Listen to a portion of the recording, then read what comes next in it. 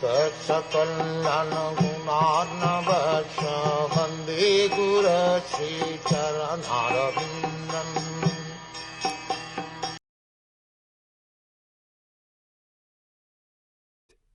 Therefore, O Vidura, does it not pain us, his servitors, when we remember that he, Lord Krishna, used to stand before King Ugrasen, who was sitting on the royal throne, and used to submit explanations before him, saying, O my lord, please let it be known to you.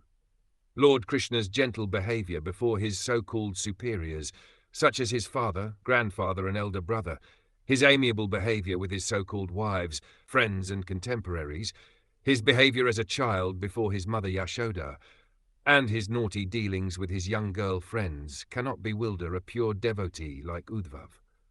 Others, who are not devotees, are bewildered by such behavior of the Lord, who acted just like a human being. This bewilderment is explained by the Lord himself in the Bhagavad Gita as follows. Persons with a poor fund of knowledge belittle the personality of Godhead, Lord Krishna, not knowing his exalted position as the Lord of everything. In Bhagavad Gita, the Lord has explained his position clearly, but the demoniac atheistic student squeezes out an interpretation to suit his own purpose and misleads unfortunate followers into the same mentality.